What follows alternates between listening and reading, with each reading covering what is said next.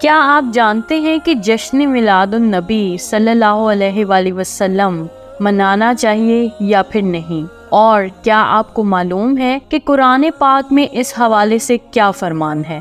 تو چلیے چلتے ہیں آج کی ویڈیو کی جانب۔ جشن میلاد النبی صلی اللہ علیہ وآلہ وسلم منانا حضور پاک صلی اللہ علیہ وآلہ وسلم کی ولادت باسعادت کی تاریخی خوشی میں مسرت و شادمانی کا اظہار ہے، اور صحیح بخاری کی روایت سے یہ بات واضح ہے کہ یہ ایسا مبارک عمل ہے جس سے ابو لہب جیسے کافر کو بھی فائدہ پہنچتا ہے، حالانکہ اس کی مذمت میں پوری سورت نازل ہوئی ہے۔ اگر ابو لہب جیسے کافر کو میلاد النبی صلی اللہ علیہ وآلہ وسلم کی خوشی میں ہر پیر کو عذاب میں تخفیف نصیب ہو سکتی ہے، تو اس مومن مسلمان کی سعادت کا کیا ٹھکانہ ہوگا جس کی زندگی میلاد النبی صلی اللہ علیہ وآلہ وسلم کی خوشیاں منانے میں بسر ہوتی ہو۔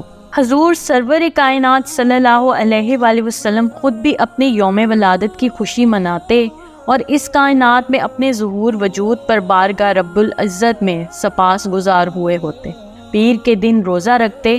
آپ صلی اللہ علیہ وآلہ وسلم کا اپنے یوم ولادت کی تعظیم و تکریم فرماتے ہوئے حدیث نعمت کا شکر بجا لانا حکم خداوندی تھا، کیونکہ حضور پاک صلی اللہ علیہ وآلہ وسلم ہی کے وجود مسعود کے تصدق اور وسیلہ سے ہر وجود کو سعادت ملی ہے۔ جشن عید میلاد النبی صلی اللہ علیہ وآلہ وسلم کا عمل مسلمانوں کو حضور پاک صلی اللہ علیہ وآلہ وسلم پر درود و سلام جیسے اہم فرائض کی طرف رغبت دلاتا ہے اور قلب و نظر میں ذوق و شوق کی فضا ہموار کرتا ہے۔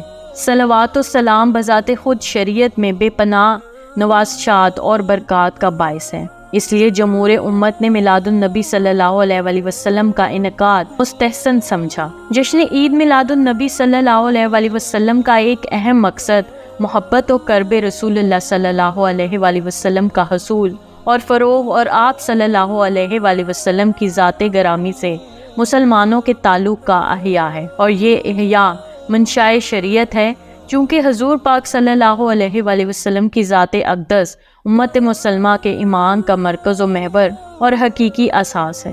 امت مسلمہ کی بقا و سلامتی اور ترقی کا راز ہی اس امر پر منحصر ہے کہ وہ فقط ذات مصطفیٰ صلی اللہ علیہ وآلہ وسلم کو اپنی جملہ عقیدتوں، محبتوں اور تمناؤں کا مرکز و محور گردانے، اور یہ بات قطعی طور پر جان لے کہ آپ صلی اللہ علیہ وآلہ وسلم کی نسبت کے استحکام اور واسطہ کے بغیر دنیا اور آخرت میں کوئی عزت اور سرفرازی نصیب نہیں ہو سکتی۔ جس طرح ماہ رمضان المبارک کو اللہ رب العزت نے قرآن حکیم کی عظمت و شان کے طفیل دیگر تمام مہینوں پر امتیاز عطا فرمایا ہے، اسی طرح ماہ ربیع الاول کے امتیاز اور انفرادیت کی وجہ بھی اس میں صاحب قرآن کی تشریف آوری ہے۔ یہ ماہ مبارک حضور پاک صلی اللہ علیہ وآلہ وسلم کی ولادت باسعادت کے صدقے جملہ مہینوں پر نمایاں فضیلت اور امتیاز کا حامل ہے۔ شب میلاد رسول اللہ صلی اللہ علیہ وآلہ وسلم لیلۃ القدر سے بھی افضل ہے۔ لیلۃ القدر میں نزول قرآن ہوا تو شب میلاد میں صاحب قرآن کی آمد ہوئی۔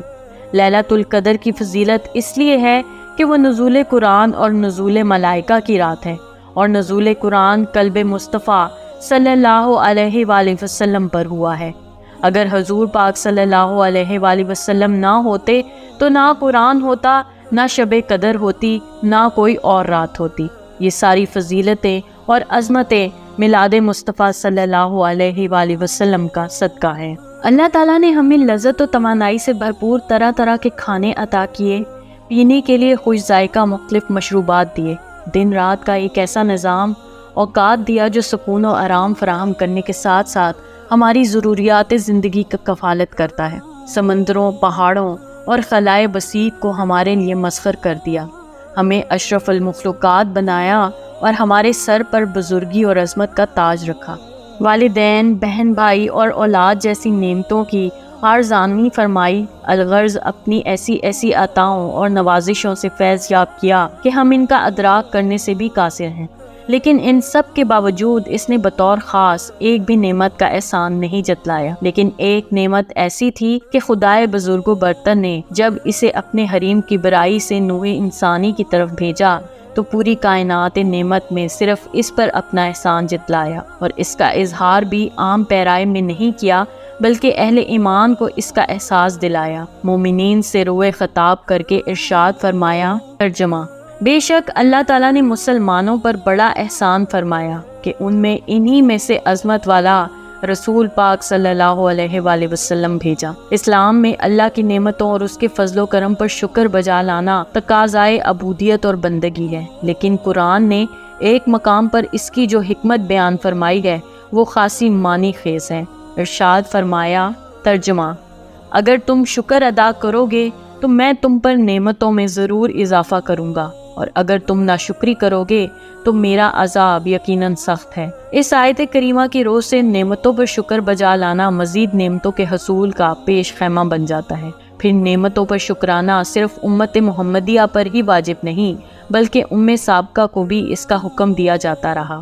سورہ بقرہ کی آیت نمبر 47 میں بنی اسرائیل کو وہ نعمت یاد دلائی گئی جس کی بدولت انہیں عالم پر فضیلت حاصل ہوئی، اور پھر اس قوم کو فرعونی دور میں ان پر ٹوٹنے والی ہولناک عذاب کی طرف متوجہ کیا گیا، جس سے رہائی ان کے لیے ایک عظیم نعمت کی صورت میں سامنے آئی۔ اس کے بعد فرمایا۔ ترجمہ: اور اے آل یعقوب، اپنی قومی تاریخ کا وہ واقعہ بھی یاد کرو جب ہم نے تمہیں قوم فرعون سے نجات بخشی جو تمہیں انتہائی سخت عذاب دیتے تھے۔ قرآن مجید نے دیگر مقامات پر خاص نعمتوں کا ذکر کر کے ان کے ایام کے حوالے سے انہیں یاد رکھنے کا حکم دیا ہے۔ پھر نعمتوں پر خوشی اور مسرت کا اظہار کرنا سنت انبیاء علیہ السلام بھی ہے۔ ترجمہ: اے ہمارے رب، ہم پر آسمان سے خوانے نعمت نازل فرما کہ اس کے اترنے کا دن ہمارے لیے عید یعنی خوشی کا دن ہو جائے، ہمارے اگلوں کے لیے بھی اور ہمارے پچھلوں کے لیے بھی، اور وہ خوان تیری طرف سے تیری قدرت کاملہ کی نشانی ہو۔ قرآن مجید نے اس آیت کریمہ کے ذریعے اپنے نبی کے حوالے سے امت مسلمہ کو یہ تصور دیا ہے کہ جس دن نعمت الہی کا نزول ہو اس دن جشن منانا شکرانہ نعمت کی مستحسن صورت ہے۔ اس آیت سے یہ مفہوم بھی سامنے آتا ہے کہ کسی نعمت کے حصول پر خوشی وہی مناتے ہیں جن کے دل میں اپنے نبی کی محبت جاگزی ہوتی ہے اور وہ اس کے اظہار میں نبی کے ساتھ شریک ہوتے ہیں۔ اللہ تعالیٰ کی کسی نعمت پر شکر بجا لانے کا ایک معروف طریقہ یہ بھی ہے کہ انسان حصول نعمت پر خوشی کا اظہار کرنے کے ساتھ اس کا دوسروں کے سامنے ذکر بھی کرتا رہے، تاکہ یہ بھی شکرانہ نعمت کی ایک صورت ہے، اور ایسا کرنا قرآن حکیم کے اس ارشاد سے ثابت ہے۔ ترجمہ: اور اپنے رب کی نعمتوں کا خوب تذکرہ کریں۔ روایات میں یہ بھی ہے کہ حضور پاک صلی اللہ علیہ وآلہ وسلم اپنے میلاد کی خوشی میں بکرے ذبح کر کے ضیافت کا اہتمام فرماتے۔ حضرت انس سعاد کی روایت کے مطابق حضور پاک صلی اللہ علیہ وآلہ وسلم نے بعد از بعثت اپنا عقیقہ کیا۔ اس پر امام سیوطی 849 سے 911 ہجری کا استدلال ہے کہ حضور پاک صلی اللہ علیہ وآلہ وسلم کا عقیقہ آپ صلی اللہ علیہ وآلہ وسلم کے دادا حضرت عبد المطلب آپ کی ولادت کے 7 دن بعد کر چکے تھے، اور عقیقہ زندگی میں صرف ایک بار کیا جاتا ہے، اس لیے آپ صلی اللہ علیہ وآلہ وسلم نے یہ ضیافت اپنے میلاد کے لیے دی تھی، عقیقہ کے لیے نہیں۔ کائنات میں حضور پاک صلی اللہ علیہ وآلہ وسلم سے بڑی نعمت الہی کا تصور بھی محال ہے۔ اس پر جو غیر معمولی خوشی اور سرور ان بساط کا اظہار کیا گیا، اس کا کچھ اندازہ کتب سیر و تاریخ کے مطالعے سے بھی ہوتا ہے۔